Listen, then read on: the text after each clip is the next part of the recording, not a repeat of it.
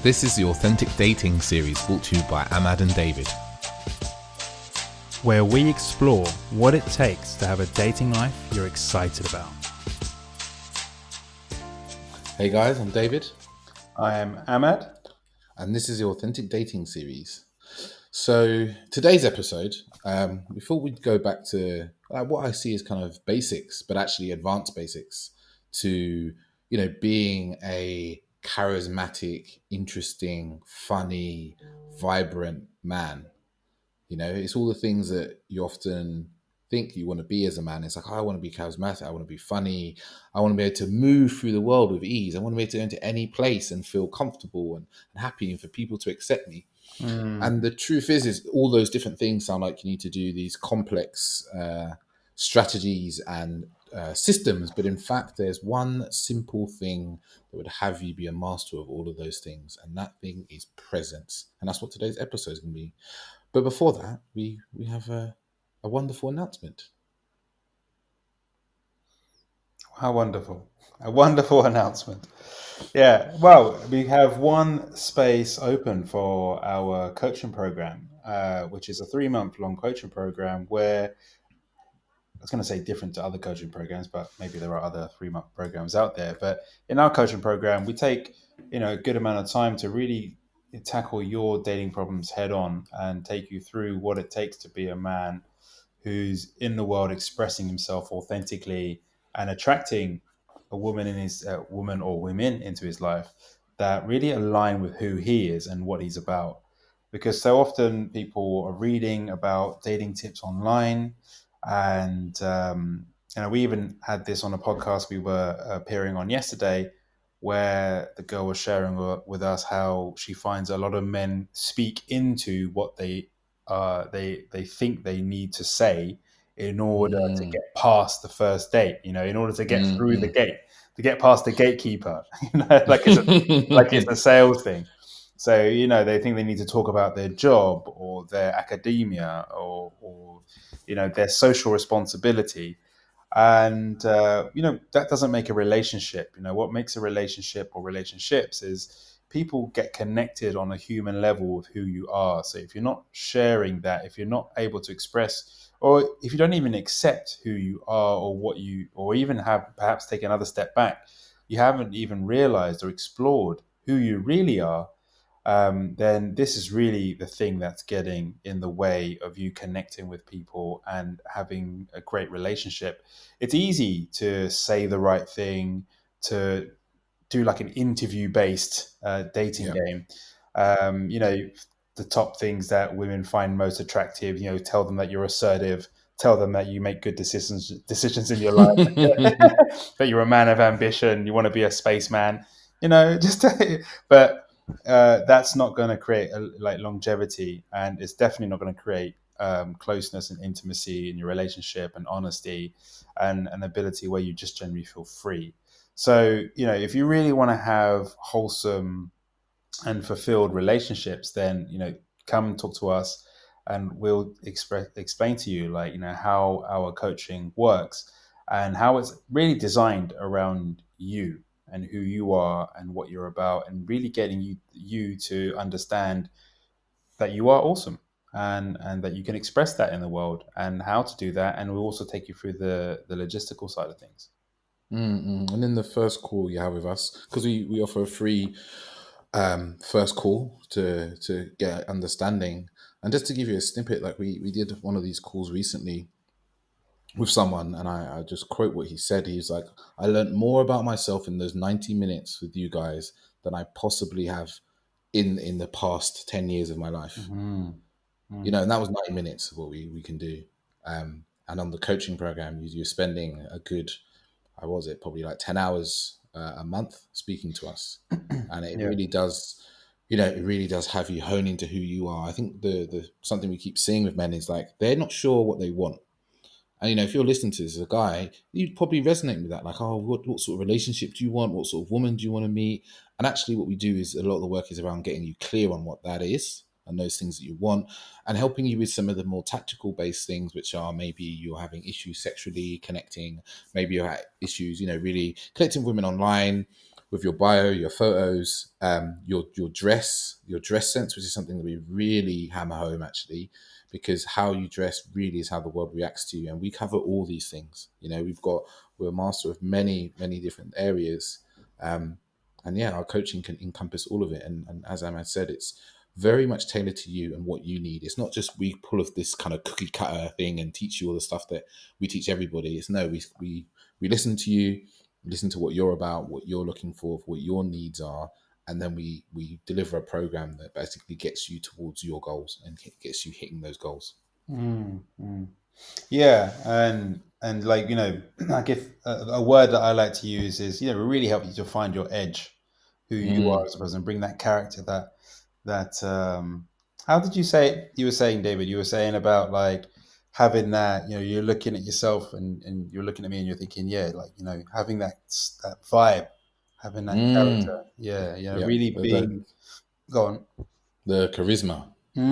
Yeah, just becoming a man of charisma, becoming a man who just by you don't have to do anything. You could just be standing there, but Mm, because you've done the work, you effortlessly exude charisma, and that's not something you can buy packaged. It's not something they sell on the shelf. It's something that it has to come from you, and as David said, we covered so many different areas and our forte, our strength is in helping you to bring that out. So get yeah. in touch. Our email is hello@authenticdatingseries.com, or if you're on our Instagram, then you can just send us a DM and we can set up a time to do that free session with you. So cool. Look forward to talking. And yeah, that's all we wanted to say for now. So yeah, I think without further ado, let's get into the episode. Ooh. So yeah, so today's episode is about that one thing that women find incredibly sexy and attractive, and it's presence. And we're going to explain to you how to cultivate that, which is kind of how to create more of it inside of you. It's not something that's outside of you. It's something that you can have. Anybody can have more presence. It just takes a little bit of work, like anything in life that's worth having. I keep saying this to people. It's like, oh, we complain that life isn't easy, and it's like, well, actually, there are easy things in life, but you don't care about them because they're easy. So it takes a little bit of work, but it's actually incredibly worthwhile, and it's something that I've seen in my life. Just take my ability to communicate with people on leaps and bounds, not just with women, but with my work colleagues, be that with people in my office, that be friends, that be workshops, whatever it is. I can just be present with myself. Hmm. Yeah, yeah, it actually it's the what I've come to understand about presence as well. It's like it may sound weird, but it's literally the only thing.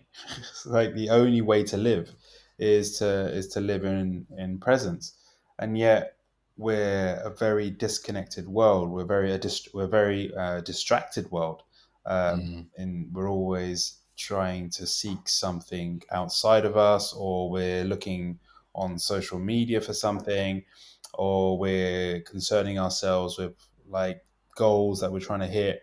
And while none of these things are wrong, it's when we start to lose sight of the fact that life happens now in the moment. It doesn't happen tomorrow. It's not happening yesterday. It's now, and that is like a definition of presence, right? It's like you're now, you're here, and so often we coach men, we come across people in general in life, or even ourselves at times, right? Like we're not mm, present. We're not present. We're disconnected. We're somewhere else. We're thinking about some work we want to do. We're concerning ourselves with a problem we want to solve, and that's not being present. And I don't think this is where the word comes from, but I think it's a funny one. It's like present. The present is a gift, right? That's what they say. mm, It's a gift because it's in the moment. But truly, life is vivid in the presence, like in the present moment. Like life is very vivid in the moment. You can walk down a street, and if your mind is distracted, then you're not taking in any of the sight. So you could be like, by a beautiful beach, and there's palm trees, and there's someone playing music, and you can hear the waves. But if you're concerning yourself about the fact that, oh my God, I got a date coming up, and where am I going to take this person? Or did I do my tax returns? Or did I leave the oven on? Like, then your mind is not, like, you're literally not in the present moment, taking in the beauty. It's just a nice thing. It's just like, oh, this is nice, but it's a concept of nice, as opposed to actually being present and enjoying and savoring the moment. Yeah, it's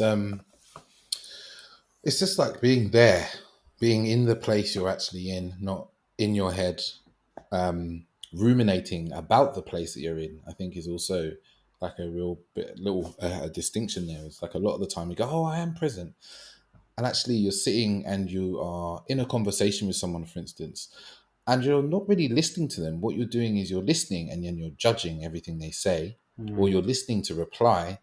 And actually, what happens is you actually lose really hearing them, like hearing the words, hearing the feeling and the emotion behind what they're saying. Like it's something that, like especially my relationship, I have to really cultivate deliberately, especially in your if in your conversation which triggers you slightly, which you know causes a strong emotion to be triggered in you, is to go, okay, there's that emotion I'm feeling. Okay, cool, but that's actually about me. I'm trying to listen to this person here and let me hear what's coming from them.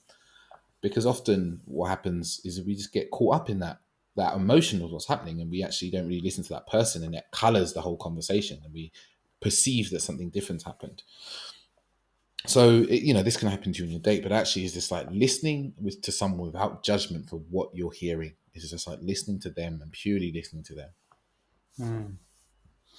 Yeah. So this is I think it's like, it's key for dating, it's key for relationships and connections, but it's key for like really living and enjoying your life, and really being in the moment.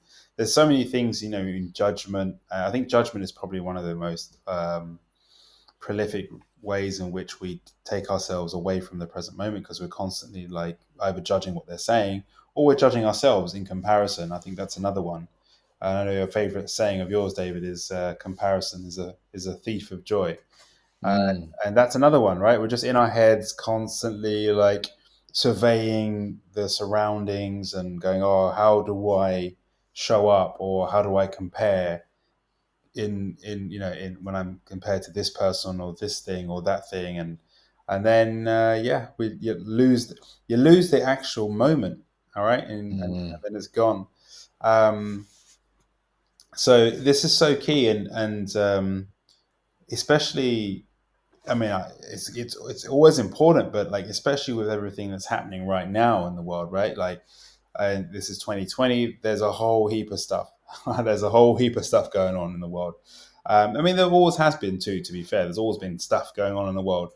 But mm, being able to be present is actually being able to continue to live and to enjoy life and to make choices freely, and to understand where you're at, and what you want to do. And whereas, and we'll go into so like some science and whatnot of like when you're not present, but not being present means that you're disconnected, and then you don't see any options. You just kind of, I've had a long history with being an overthinker, and I find it such a drain on my time and energy, because it's really just end up going around and around in circles in my own head, as opposed to moving things forward in my life.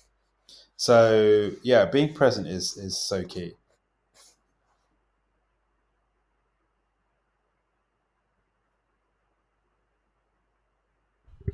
yeah, it's just one of those kind of hidden gems. You kind of stumble across in life, like being present. So the next thing we're going to talk about actually is why it's attractive. Why is it so attractive to be present? And we kind of touched on it before when we talked about we talked about the charismatic people, the funny people, those people who are very quick witted. You say something and they're like, oh, boom, they've got something funny to say back. Or the people who really listen to you deeply and make you feel like you really matter and you really feel heard, and all those people are displaying the same thing. It might look different to you on the outside, but it's actually just being present.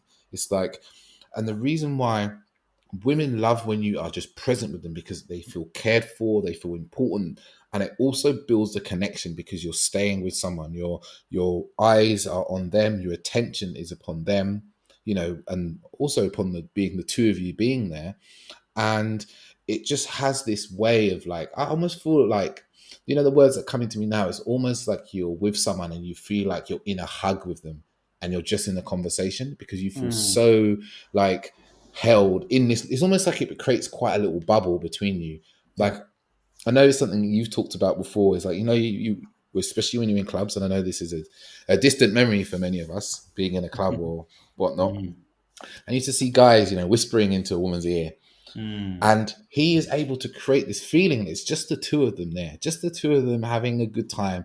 And it's just simply through that presence. It's just like being with her. He's not concerning himself about all the other people that are looking at him and what they're doing and what they might be thinking or saying. He's like, I'm talking to this woman and she's in front of me. She's important to me. Mm. You know, it's just that feeling of being cared for and heard and listened to for a woman and for a man is incredibly attractive. And I Yeah. think you can really test it by going, okay, what does it feel like when someone is not present, or when you're not present with people? Like, what does it actually feel like? Because you can feel the difference. You've been in a meeting with maybe you've been in a meeting with your boss, it's a one-to-one or something, right? And he's not really listening to you. He's not really paying attention to you. He's actually like thinking about his next meeting, and you can feel it. And what do you feel like? You feel like you don't give a you don't matter in the world. Mm, Yeah. Yeah. It's like a disconnect, right? It's and the word that jumped out to me, as you were saying, is like it actually presence creates that sense of intimacy. yeah. And in a strange way, it's not what presence is about. It's not like a tool to. The funny thing is it's one of those things, right? We often talk about authenticity, and then people say, "Oh yeah, I did that authentic thing," and it's like Mm, it's. I think authenticity is in the same group as presence, where it's not something you can fake or a tool. Because the minute you're trying to be present or being more present, like then you're no longer present because you're having to try and do something. You're rather than actually being present. And so going back to what you said at the start, like it's one of the simplest things, but it is kind of this advanced basic. It's an advanced fundamental where it takes mm, time to cultivate. It takes time to understand what it actually means and how it feels to be present. And but this sense that it creates is that it's such a rare gem to find people who are truly present that often people can't even name it when they see it. They will like when they see someone being present, they'll be like, "Oh, they had this certain joie de vivre. There's something about, mm, oh, he's a good listener." You know, it's mm, like, but it's just the fact that a person's present, and to them, mm, it's the easiest thing in the world because they're just present. They know the value of it, and they know it's important. Maybe they understand it's important for other people, but also for themselves. They're like, this is how they like to live life. They like to be present. They like to be in the mm, moment. Even people take drugs, and often for, a lot of drugs is to get that feeling of presence, that feeling of being mm, very much in the moment. But it's not quite the same because you're having to use something as a gateway, as opposed to just really being here and now, uh, as it is, as life is, not in a heightened state of mind. mm, So yeah, it's attractive for all these reasons. It creates that intimacy, it creates that connection, it creates that not sense. It creates. It is true that you're actually paying attention and hearing things, and there is a magic to it as well, where you will pick up on things that others just let slide by. mm. And Yeah, and yeah. and we all have this ability. I know, yeah, Dave's already like, yeah, yeah, exactly, because we all have this ability, but so often we ignore the obvious. Like it's so obvious to David and myself when we talk to someone and they're upset or that they're feeling anxious or that they're distracted or whatever. It's very obvious to us because often, when we're being present at least, often it's just we pick up on it, and we're honed in on these things. We spent a lot of time paying attention to these things. So these qualities is I think the thing that really makes it attractive, and you're living in a good time, guys, is that this they're still very rare. Yeah, like Mm. for a guy to be present. Yeah. Yeah. That's so true. So very rare. We're always looking, guys are always asking, like, what's the magic bullet? What's the thing that I need to do to get more women? What's the kind of 20% thing I can do to get 8% more women? And you know what? There's actually, if there is, I'd say there's a few things if you put them together, and presence is definitely one of them. You know, Mm, it's like I was probably saying there is one of them is about actually expressing yourself as well, and the reason why a lot of people don't even realize it's important is because the simple fact is they're not present. So they don't even realize it's an important thing because they're not being with themselves or the people around them. So they're losing out on it. And you interact with people every so often. You think, oh, wow, this person really had, and we even say it, this person had presence. mm, And then often we go, oh, yes, that's because he's good looking. Ah, yes. Or he's got money or he's successful or whatever. Like even sometimes you meet a man who is none of those things and you're like, oh, it's just because he's confident. And we always mm, label it as some other thing. And again, the things that are outside of us, that are things that we cannot do. But actually, it's just the simple fact of being present. mm. Yeah. So the next point that we want to go into is like, well, to be like we're going to talk about cultivating presence, but before we do that, we're going to give you some signs because it's like it's easy to talk about the things to cultivate being present, but it's so important to also be able to spot when you're not being present. And Mm, it's an interesting one. It's like as it's I get this feeling of like presence being almost this thing, or when you don't know what it is, then it's kind of like, but if you were always breathing in air which was of a lower quality, and then all of mm, a sudden, you gained access to a much higher quality air, and you'd feel the difference. But until you did that, you wouldn't know that there was anything off or anything wrong or like whatever. You'd just be existing like a fish in water. You wouldn't see the water. It's just how it is. And being present is like it's almost like a complete different way to live life. Like you start noticing things, you have a different enjoyment.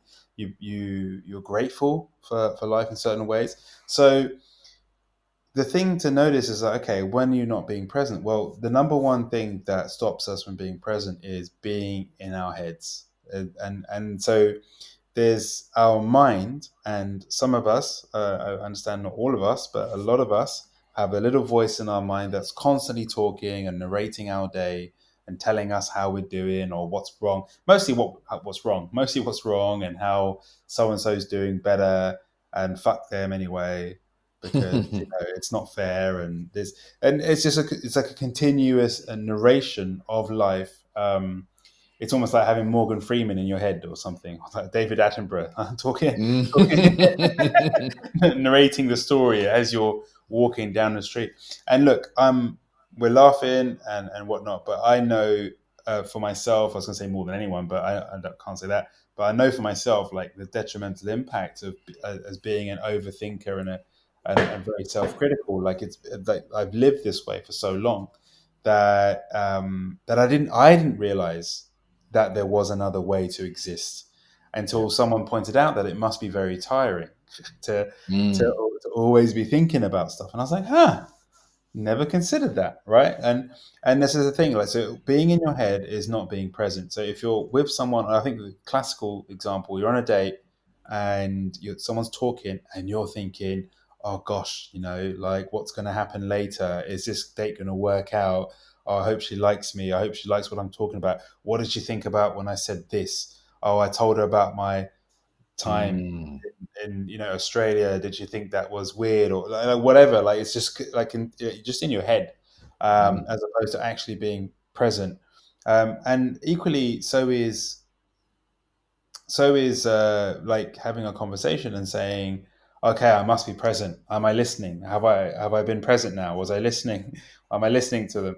That's also being in your head, and so noticing that when there's a chatter in your mind, thoughts are occurring is not being present.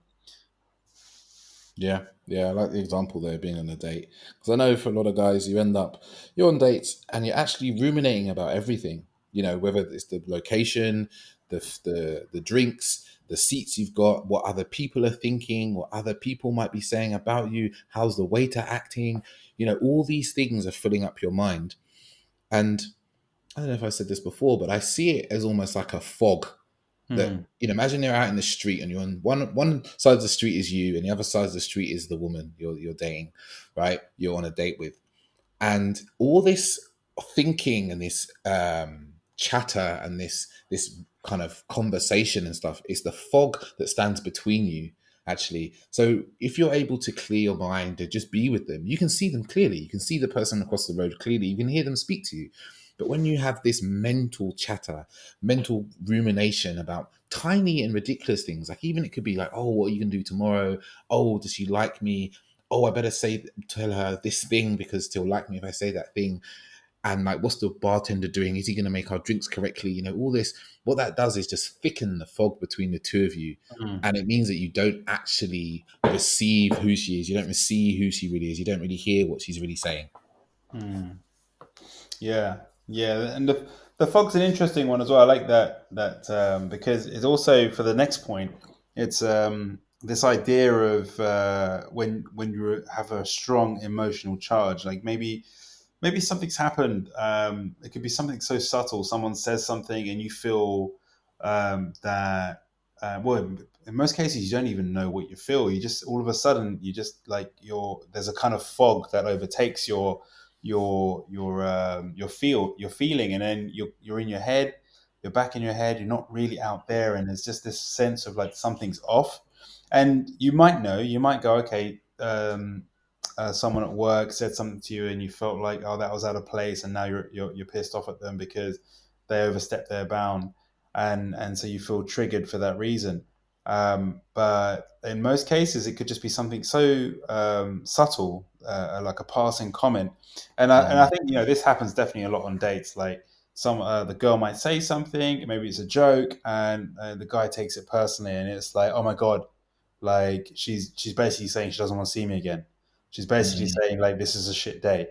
She's basically saying she's had a better date. Oh, she's mentioned her ex. She's comparing me to her ex. Like, oh, how do I match? And it's like, mm, and then the emotion takes over. And like I said, the reason why I like the word fog is because so often it then fogs the reality, and now the pervasive thing is the emotional charge, and it's a tricky one. And I know for a lot of men, they're not so adept at decoding what the emotion is or why they felt triggered or whatever. It just becomes this is how it is, or like this is life. And so emotional charge, and this is what we say, like having an emotional charge and the sense that you just can't get past it.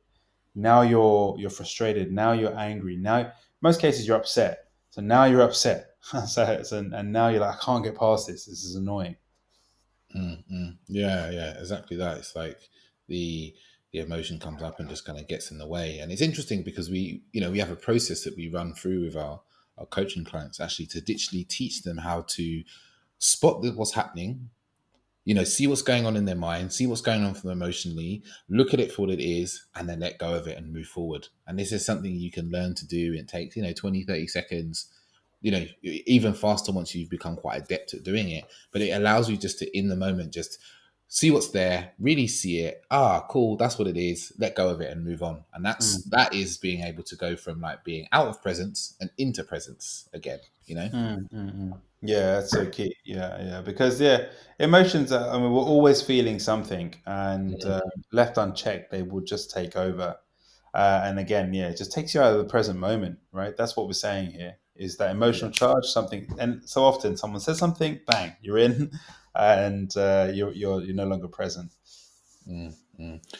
And the next point here is something I know happens to a lot of us, right? Is you're in conversation with someone and you find yourself zoning out. And when I say zoning out, it's like someone's telling you about, it could be any story they're telling you, right? And we'll use the example of your partner. You're talking to your partner and she's telling you about, her day, what happened with her boss, maybe an important meeting. And you find yourself just like almost staring and your mind just wanders somewhere else. And Mm, then you zone back into what she's saying and you've realized you've missed maybe 10 seconds of what she said. And now mm, everything she's saying to you doesn't really make any sense anymore. Right. mm, And you do this in work meetings, you do this all the time. And this is a huge sign that you're lacking presence because you're not mm. actually paying attention to what's happening, like paying attention to the conversation, paying attention to the people in front of you. And then, the obvious thing here is it just leaves you confused. It leaves you confused. You don't know what's going on. You're like, oh, what are they talking about? Oh, shit, I've missed out. I don't understand. And then you have to do that whole thing where you pretend that you know what they're talking about. We've been at work. You know those work meetings where, it's even worse sometimes when it's gone on for quite a while and they're like, so, David, what do you think? And you're like, oh, fuck. I haven't been listening. I haven't been present. Oh, Mm. fuck. I'm losing out on life because I'm just always like my mind is meandering into other places. Yeah, that's a big one. It's almost I find it happens when like I'm trying to multitask, and I think I'm being Mm, clever. So I'm like, I can listen, and also think about this other thing that I need to do later on, yeah. and yeah. But also, I think it's also a time. It can also be an impact of time management where it's like there's multiple things going on, and then I might be listening, but then my brain's like, "Hey, don't forget that thing you need to buy later." And it's like, "Bro, I'm not right now." Get super glue when you're at the store later. I'm like, "Bro, I'm not at the store right now. I just don't need to Tell me notice." when I'm in the store. Yeah. Except when you're in a store, it's like, nah, I got nothing. There's nothing I you can't need. remember what I want. Yeah, yeah, yeah, yeah, Yeah. yeah. So And I yeah, think that happens. Yeah, I get that. one of the other things that for me I noticed actually, and this was around, it's kind of into zoned out, but it's also distraction. Is how we get distracted. Mm, It's like, and it's something I read. As a book I read. Actually, I watched a talk by this guy. His name's uh I can't remember his name. He wrote the book called Hooked and Indistractable. mm, He does like online talks sometimes, mm, and he talked about one of the reasons why we get distracted actually is because there's some form of discomfort in mm. what's occurring in that moment. And Absolutely. I think it's a really good point here around getting distracted, which is actually losing your presence. Is that Mm, there's somewhere in that you are uncomfortable with something in this moment. You might be physically uncomfortable, which might be a sign of something someone said to you or what you're thinking is making you physically uncomfortable. mm. And it even includes, when you're like, oh, like I'm listening to this thing, but I need to go and get some food right now. I feel like I need some munchies or something. Yeah, yeah, Again, it's another way for you to take yourself out of being present, to go and yeah, chew and use your mouth. So just be really aware that these are like things that are taking you out of this moment with, wherever you are in your life, but particularly in your dating life. Is like, just even that, like little things like, oh, needing to reach for your phone. Again, it's another way that we kind of distract ourselves. yeah. I was gonna say, like, food is definitely one, and in modern society, reaching for the phone is a thing. And I suppose the tedious link between the food and the phone is serotonin. It's like, Yes. yeah, it's kind of satisfying that need to release. It's like, oh my god, I don't want to deal with this thing right now, so I'm going to Mm, eat, or I'm going to have a little snack. I'm going to have some. Like, I didn't know this was a thing until about maybe 2 years ago. I learned these for myself, and it's like, for me, my go-to is like sweet things like chocolate. yeah. It's like, and it's not constant, but it's definitely there, and so I'm aware of that now as well, and it's quite funny. But the phone is a huge one. It's so easily and readily available, just to grab your phone and have a look, even though there's nothing going on. So Mm, that's a good one. I know it's something like it happens on dates quite a lot for people. It's like, you're on a date with someone and they just mid conversation pull out their phone. And Mm, I don't know, it's happened to me and I sit there in marvel and wonder. I'm like, oh, you know, oh, you're doing that. Okay, mm, cool. Like, and if this is you, if this is you pulling out your phone midway through your date, the signal you're giving your date is that, oh, whatever they're talking about or whoever they are, they're not important to you. What's more important to you is these things that are happening that are not happening here, not mm, happening in front of you. And the truth is that it's very unlikely that whatever's happening on your phone is more important than the person in front of you. mm, Like, and mm, it's something it's a real signal on a date. It's different if someone's like, oh, look, I'm really sorry. I just need to make sure that my cat sitter has arrived and is feeding my cat, or I had something. But it's when people, and it's an involuntary thing they do. They just pull out their phone. Like, it literally is mindless. Yeah. They just take it out and start scrolling through Facebook, Instagram, Twitter, whatever. Well, well, I mean, I will throw this in at this point is that, and I think this is the thing that people need to start to become more aware of. So I guess this is why I talk about it now more and more. Is that phones are designed to be addictive, and Yeah. and I think a lot of people um, don't appreciate that fact. It's a fact. Silicon Valley has spent billions of pounds trying to figure out how to make you use your phone. There's a great documentary on Netflix about this. I forget the title right now. Social Uh, dilemma. is that the one? Yeah, Social Dilemma, and they talk about like 3 hour long meetings that they have about how can they make email more attractive and alluring to Mm, open. And it's like, wow, when you realize what you're up against, it brings an awareness to the thing. Because I've seen it even when I wake up in the morning. It's like, why do I want to reach for my phone? Like, what is it? mm, What is yeah, it that I think is going to be on there? yeah. That's interesting. So yeah, I think it's important because it's so easy to do that. So the best thing to do is is to have a rule for yourself, like to if you're on a Mm, date to take it off the table, leave it in your jacket pocket or whatever, because otherwise it's how do they say it's in Social Dilemma. It's like it's you versus like thousands of technicians. There's like hundreds, all these yeah, thousands of technicians working on this stuff, and it's even worse now. It's algorithms, yeah, or as you were saying to me the other day, David, machine learning, and yeah. like the machine learning has recently started showing me engineering videos on Instagram. I Wow. never looked at engineering videos, yeah, but they're fascinating, and it knows somehow it knows it knows that I would like this shit. So Uh, yeah, it's funny. that's funny. Yeah, It's. I noticed recently that all the loads of the ads that I get on Instagram, Mm, I don't usually pay attention to them, but I was with a friend the other night and he was telling me about the ads, and he's like, it's worth just paying attention to what you're being advertised, because mm. they seem to feel that this is what you want. I keep seeing adverts for like custom bondage gear, Okay. like Yeah, custom bondage outfits and stuff like that, and I'm like, oh, I see. This yeah, is what Instagram thinks I'm about. Okay, yeah, cool, fair yeah, enough. Sometimes I yeah. even click on it just to fuck with them a little bit. Yeah, yeah, yeah, all sorts. I'm trying to think of what they're showing me recently, but nothing comes to mind. Yeah, that's a good one though. But yeah, so phones are designed to essentially be distractive. Mm, They want you to use it. mm, mm, mm. So now we're going to get into the super useful bits. Actually, like, these are the things you've heard, like what presence is. You've heard why it's attractive. You've heard a lot of the signs, and I bet you're sitting there thinking, "Oh fuck, this is me." A lot of the day, you know. And now we're going to explain to you how you can cultivate more presence. Then we've got a whole bunch of things that you can do daily, weekly, hourly, all the time, that can help you be more present. Mm, mm.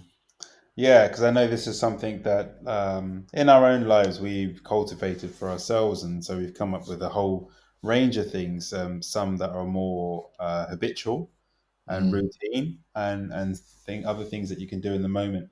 So I'll start with one of my favorite ones that I've been using a lot recently, and it's something that you can literally do anytime, anywhere, and so I find it so good. And it's literally just listening to the world around me. And so what that means is it kind of, I guess it started off as a joke. I was saying to Chloe, like telling my mind, just going, shh, listen. Just like, like in the same way as if you were walking through the jungle and you heard something rustle in the bush, you would stop and you would be alert. And all of a sudden, you'd be very present to every little thing around you. You would mm, hear so it's like using that sort of thing as a trick, but in a way, it doesn't have to be on. You don't have to be a high stress alert like a tiger's going to jump out of the bush. But it's a case of stopping and making yourself aware of all the things that you can hear and seeing. So what I do is I will literally just hear what I can hear around me, close by, and then slowly I would try to expand that listening to see how far out I can hear. And especially if you're doing this in a city, it's amazing how far, anywhere really, not just a city, a countryside as well. It doesn't matter where you are, but it's amazing how far and what you can hear. All sorts. There's so much stuff happening all the time around us, but we're Mm, so like in our heads and our minds that we don't often hear it. There'll be birds tweeting. There'll be machine work going on. A bus will drive past. You may hear school kids laughing. And it's just like, it's just all carried on the wind. It's just like someone talking on their phone, a mm, rustling of a piece of paper, the wind blowing. It's just like it's details.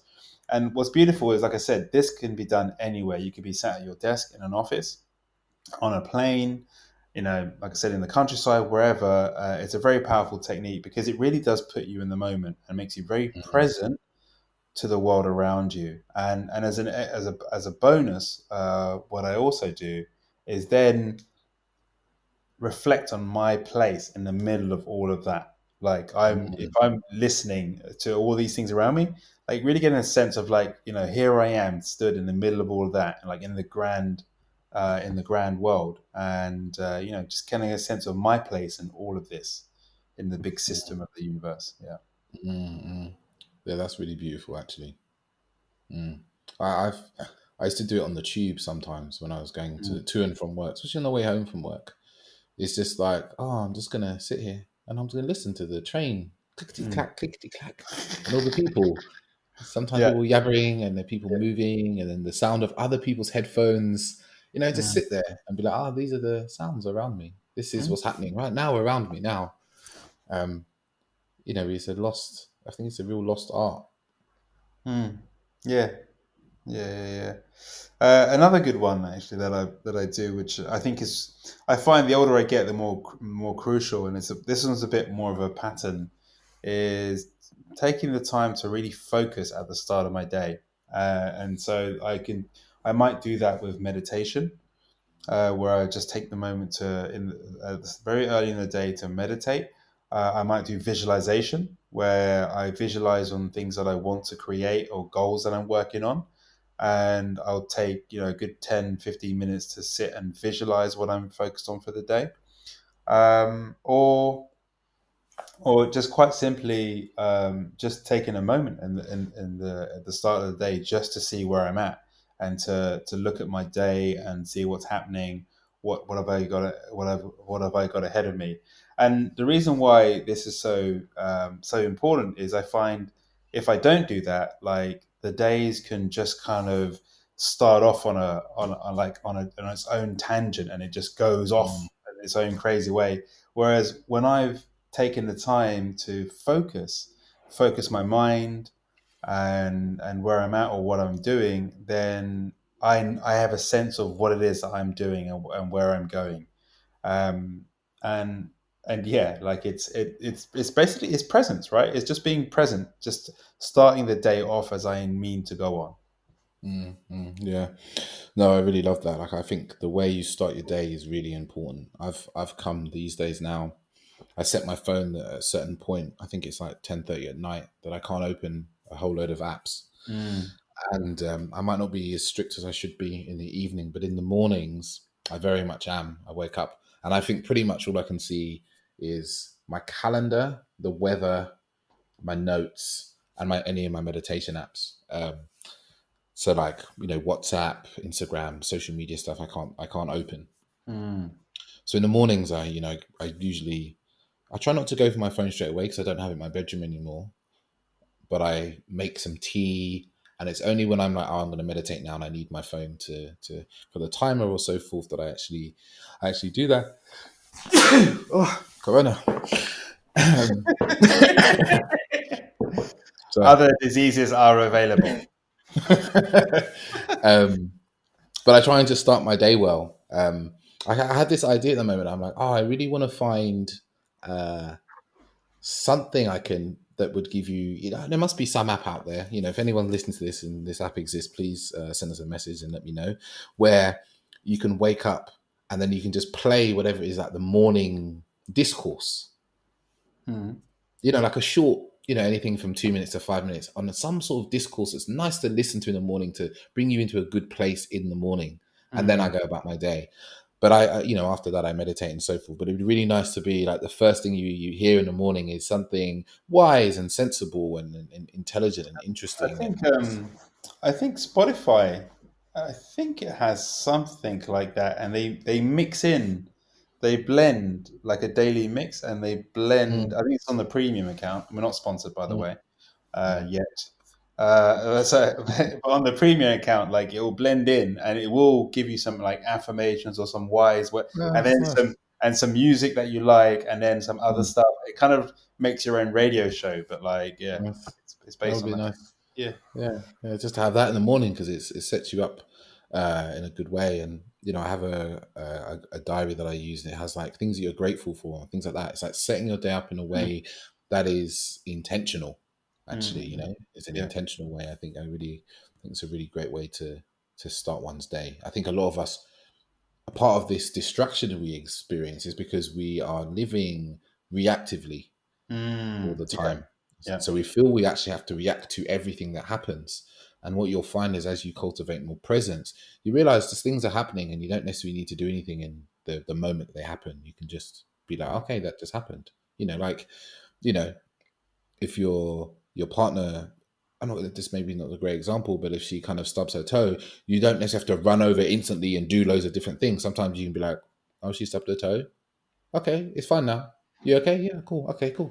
There's we live very reactively, and we don't really need to be a lot of the time. So Mm, you're a great example of this reactivity is your phone goes off. People with notifications. If you want to be more present, I forgot to say this one. If you want to be mm, more present, you know what you do? Turn off your fucking notifications on your phone. mm. You don't Yeah. need them. You know what? No one ever texts someone, "I'm about to die. Please, can you call the ambulance for me?" No, no one. I don't think anyone ever did that. You know? I bet they have. I bet they have, but it's very unlikely. In most cases, Yeah, yeah. You're not. You have this fear you're going to miss something, someone's and done it. actually, Yeah. it's like I don't have my WhatsApp notifications on. I don't have any Instagram notifications, any Facebook notifications. Pretty much the only thing I see is some of my banking, which I think I might turn off soon because I don't really need. I put it on a while ago, Mm, and my calendar notifications, which I kind of need. yeah. That kind of keeps me in order. But other than that, my phone really doesn't make much noise. So much so that when it does, I'm like, "Oh, what's that?" Yeah. Oh, you know. Yeah. Yeah, yeah, and I just to add, I mean, I've been living this way for a while now as well. I can't remember what the stimulus was, but in general, like even when I got like I'm a big Apple fan, and I at some point in the past I bought an Apple Watch, but I never once thought it was a good idea to have all the notifications on that bloody thing as well. Mm, I don't understand how for me it doesn't work. My brain doesn't function very well when it gets distracted, so I cut out a lot. Like I think even to the point now, I think you're the same, right? With like WhatsApp, everything's turned off. Only if you call me does my phone does my phone maybe one day I'll turn that off.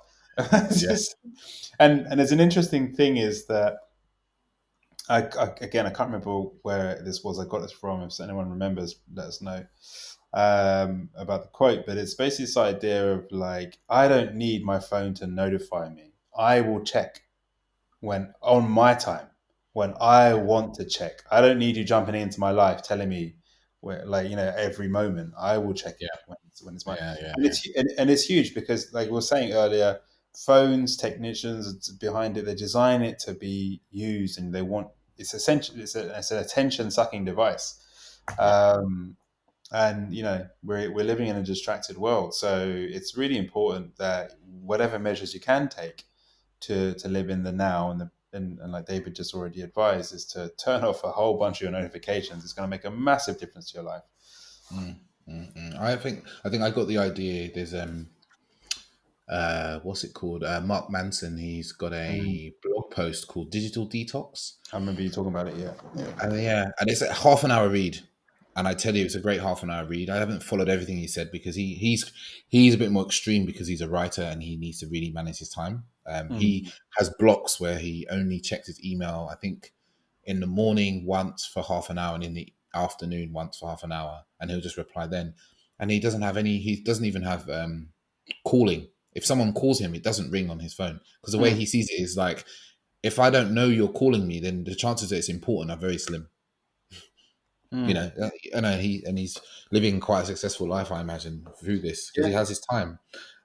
So yeah, I know you having this resistance, thinking I can't turn my WhatsApp. Like, oh, what do I do when my sister calls, wants to, send me a message when she's upset? She can wait 20 minutes. Mm. Really. Like I'm trying to think. I was trying to think when I actually turned mine off. I feel like it might be about a year ago. I Mm. don't know, but and I was like, oh, but I'm going to miss things and blah, blah, blah. And you know what? Sometimes you do. Sometimes someone's like, hey, what are you up to now? And you don't look at your phone for an hour and you miss it. But Mm. it doesn't happen very often. I've really clear that it doesn't happen very often. Mm. Um, but what it does do is it reduces your stress levels hugely Mm. because our brains are wired that when we hear these alerts, and it's almost the word they use, because it used to be called alerts, not notifications, alerts. So it puts Mm. you on alert. Like I feel it sometimes where my phone goes off and I feel tense and I'm like, oh, what's wrong? What do I need to do? And actually, there's nothing. There's fuck all you need to do. All it is that someone liked your Instagram photo. You don't need to fucking know that. Oh yeah, I turned that off a long time ago. Yeah. Yeah, yeah, yeah. Yeah, Yeah. I think maybe yeah, and I can segue into the next point, which is meditation. Is that actually I think I went 10 days without my phone. I did a silent meditation last year, and for 10 days my phone was locked away in a Mm. little box, little cabinet box. And at the end of the 10 days, there was a point where you could go and get your phone, and it was like, oh, it's all over now. You can get your phone. And I remember being like, I could get my phone now. And I thought, nah, it's been 10 days. I haven't really missed anything. Mm. You know, and I left it for like another 12 hours because I just was really like, well, 10 days and 12 hours is really not going to make much difference. And I Mm. realized I turned my phone on, and about half an hour later, I felt quite stressed by the whole thing. It's making lots of noise. And when I sat down to go through it, do you know what? I had missed absolutely nothing. Mm. Nothing of consequence or importance had occurred. People would ask me how I am. People were arranging going out and doing things. And I remember there was actually something that my friends were arranging, and it was for like 2 or 3 days' time. And they'd started the conversation literally the day after I'd gone in, and they'd been Mm. arranging it in a big group. And when you go into a group and there's like 300 messages, Mm. and I literally went to the end of it and I looked at the last 10 messages and I just replied and go, yeah, I can come. And they were like, "Oh, great, Dave." And that, my friend, is evidence that 300 messages, pointless chatter. Mm. Mm, Mm. Yeah. Yeah. Yeah. It's an interesting one. It reminded me of this thing even about watching the news. mm, Similar. It's like the phones and these messages have become a bit like that. And what's interesting about the news, because we now have global news constantly. You're finding about stuff that's happening, like on the opposite end of the world, and most of the time you can do fuck all about it. yeah, So it's actually, people be like, oh, but you need to know what's going on. Well, you actually don't, because when one, you can do fuck all about it, and two, you've got no inclination to do anything about it anyway. yeah, So then really it doesn't factor into your life. Like it doesn't even factor into your reality. And so, unless something is actually happening around you locally, like mm, there's a tsunami coming, and it's in you're in the east of London, and there's a tsunami coming in the east of London, then it's pertinent for you to know that information there and then. Otherwise, it's like literally not much you can do about it. And it's kind of like that now with WhatsApp messages and all these things. It's like people are telling you about something which is actually, it's news. It's just like yeah, it's not something you can do anything about right now. Um, yeah, or it's pointless memes or other yeah, things. yeah, Yeah, but yeah, obviously it's news. It's news. yeah. Yeah. This Did you is want a to say some fast, more yeah, about the meditations? I know you do yeah, types. yeah. I do. I have varying types of meditation I do depending on what I'm feeling for. I have like quite a lot of guided meditation. I've used Headspace a lot. It's an app I Mm. really highly recommend to people.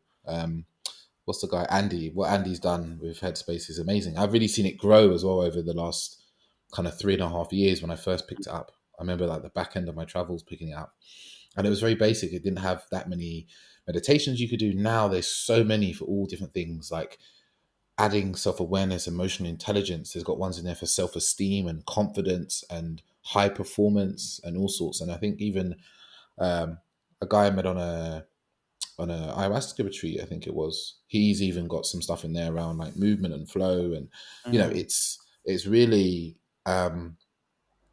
all sorts of stuff is in there, now, and there's all Mm, sorts of different meditations. And, I usually stick with breath meditation, which is just being aware of the breath coming in and out. That's always a good one, just because it's so simple. We can all do that. We can all be aware of our breathing.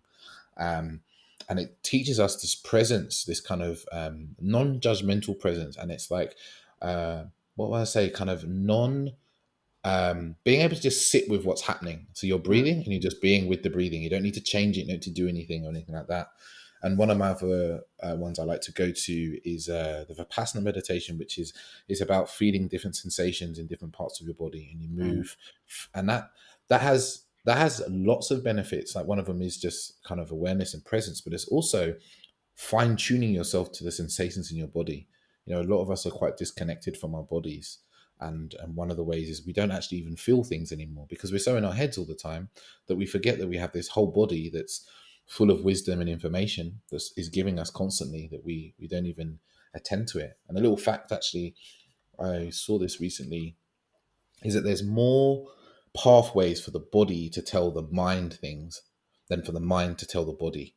mm, And that mm, tells you what's where a lot of wisdom is held. But meditation it's a slow process. It's not like you're going to meditate for a week and your whole fucking life is sorted.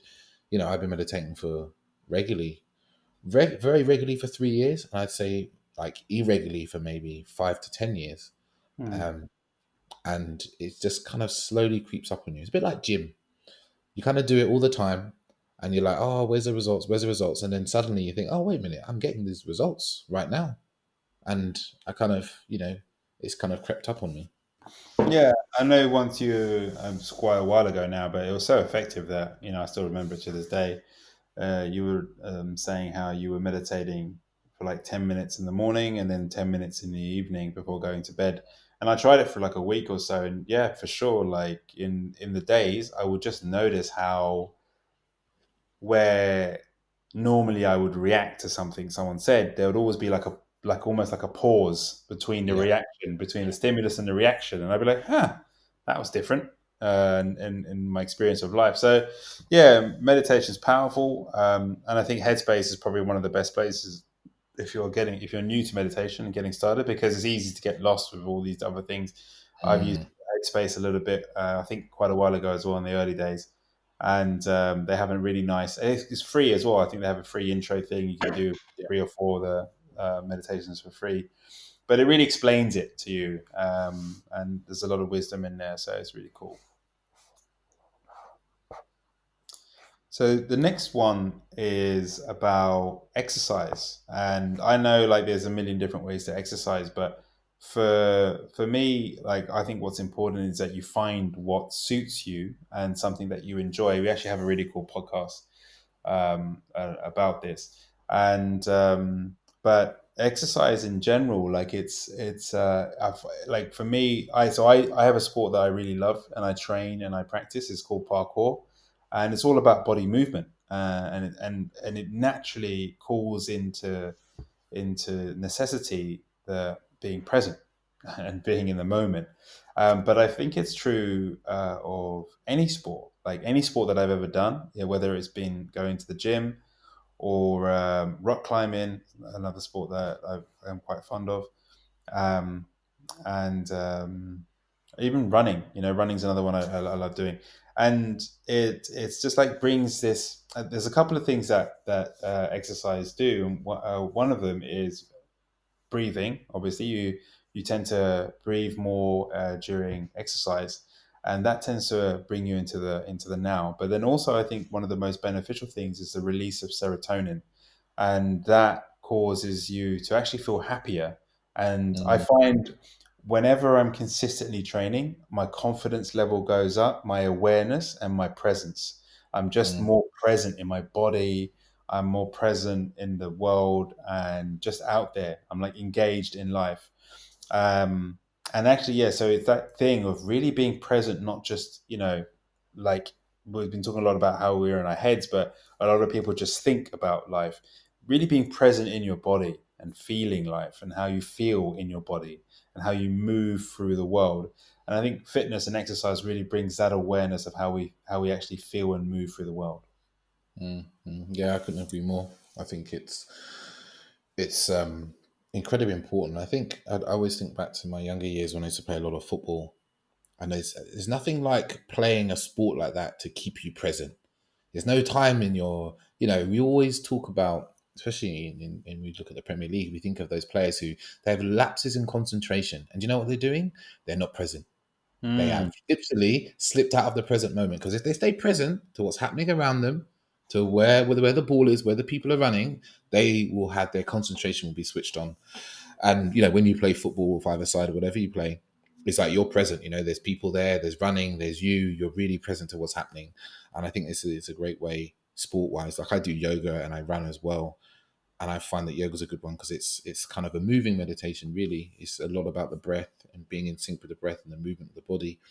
But all these things will add an extra layer of presence to you in your body, and I think this is, we could probably talk a whole podcast about the importance of being in your body and feeling, because a lot of us, as Ahmad said, is like we just in our heads. We think we live our lives in our heads because for somehow is that our brains are the most superior organ in our bodies. And actually, I don't necessarily subscribe to that. I think that the brain has its use. The brain is a servant of the body. mm, yeah, yeah. There's a course or a practice rather called Five Rhythms, and Mm, it's all about that, right? It's all about the idea that yeah, the body is so much more than just this head space, and we do all of our thinking up here, and yet and Five Rhythms is a practice of actually using the body to overcome problems and challenges. I did one session, and it was mind blowing. mm. Yeah, really really fascinating Is that work. the dance? Yeah, yeah. Oh, It's like nice. you create from the little that I did. I still remember, and it's essentially like you create a problem, like you define a problem, and you represent that problem in a form. You allow your body to create a form to represent that problem.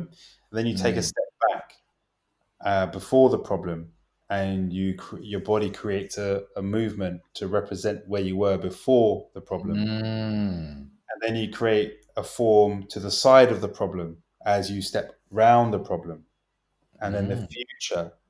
And so then you've basically created five movements, and then you do all five, and I think you can repeat them, and you repeat them, and your brain is not involved in this. Your head mm. space is not involved in this.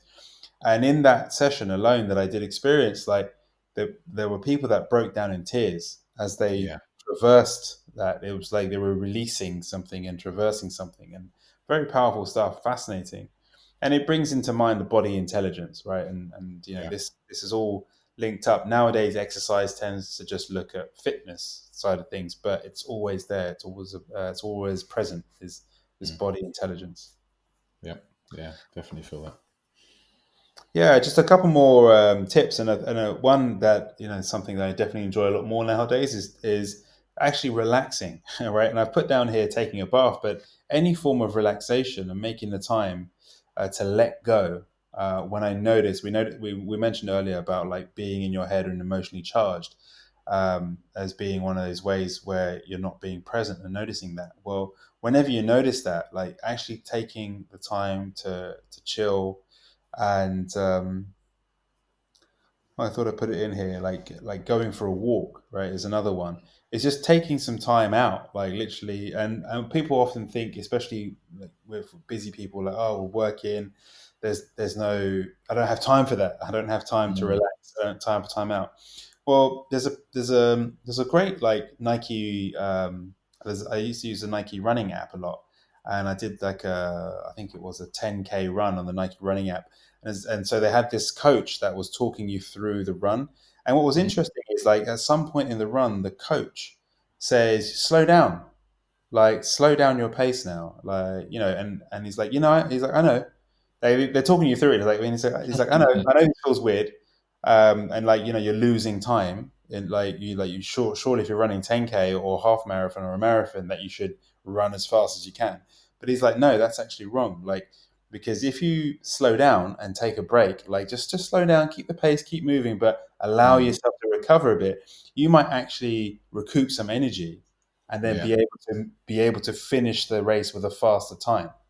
Yeah. And it's so true in life. Like so often we get into this idea that we're supposed to always be working, and that Yeah. any spare moment is work time, and it's just not true. It's not how humans are built. Like it's like a wave. We do work and then we need rest. It's just like night and day. And so it's important that if you are frustrated, if you are stuck, take a breather, take a moment. A lot of really successful people talk about the benefits of walking. Like they go Mm. for a walk, and a lot of their great ideas come from walking. But yeah, like I said, I put in here taking a bath. That's another great one. Like hot water with some Epsom salts, and just letting go. Actually, letting Mm. go. No devices. Maybe light some candles. Turn off the electric lights, and just let yourself let go and just be. I think that's really important. Yeah. Yeah. Relaxing. It's something I actually kind of struggle with sometimes. Is just like stopping and not doing anything. You know, like, oh, I need to do something. I need to Yeah. be productive. I think this is the story we have. Is like, oh, if you're not moving forward, you're moving backwards, and it's like, oh, okay, fuck, I need to be productive. I need to be efficient, and Mm. these ways of being actually don't make us more efficient. These constantly trying to be efficient doesn't make us more efficient.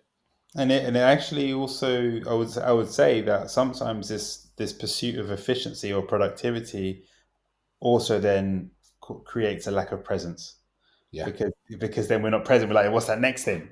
Like I've yeah, just finished something. Now I need to do that next thing.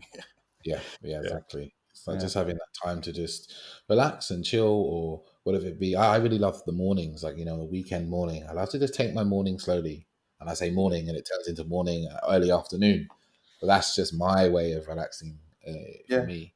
So Well, it's like, I'll throw in there that apparently, I mean, I haven't spoken to the guy myself, but apparently Jeff Bezos doesn't start his day till 10 a.m. He takes the morning to meander and mm, think about things, and his first meeting is set for 10 a.m. Like that's how he rolls. yeah, So, yeah.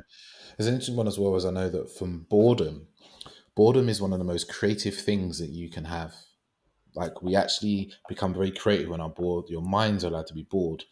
And I've noticed this with my meditation actually, is that I have incredible ideas during my meditation. And mm, this is a real power, a real exercise of willpower, because I have to let go of the idea, mm, because I need to stay with what I'm doing. And the whole point is like not to be getting distracted by these other thoughts and ideas. Is actually, allowing your mind to have nothing to do, and it can create intersections between information and events that you don't give your brain time to do in the day to day of doing and being busy. mm,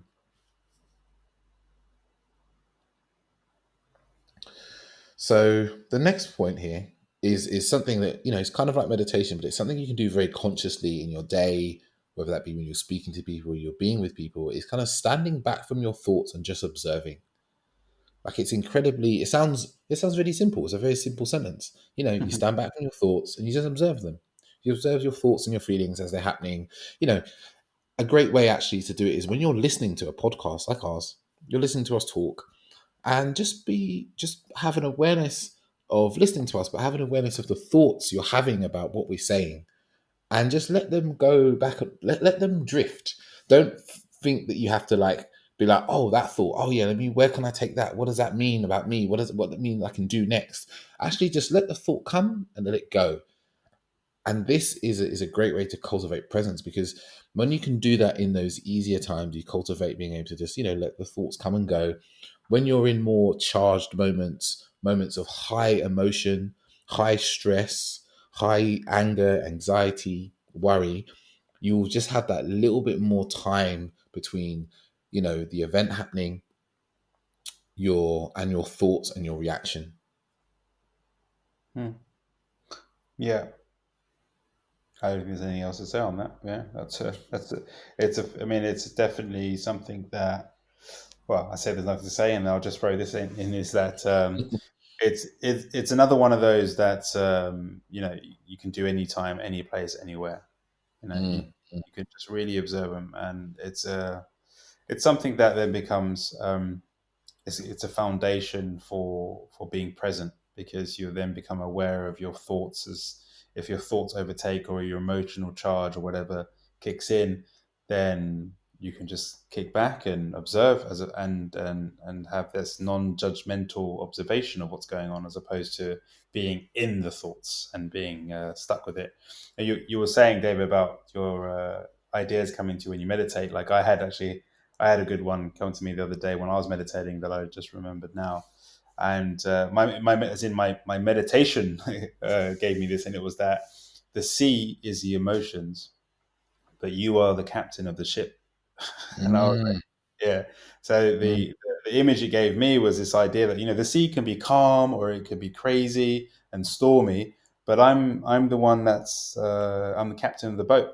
I'm mm, not the sea. I'm the captain of the boat, and I'm just steering the boat through that, and I'm observing the sea. mm, mm. So yeah. Yeah, yeah. Because I think we often think that we are our emotions. Mm.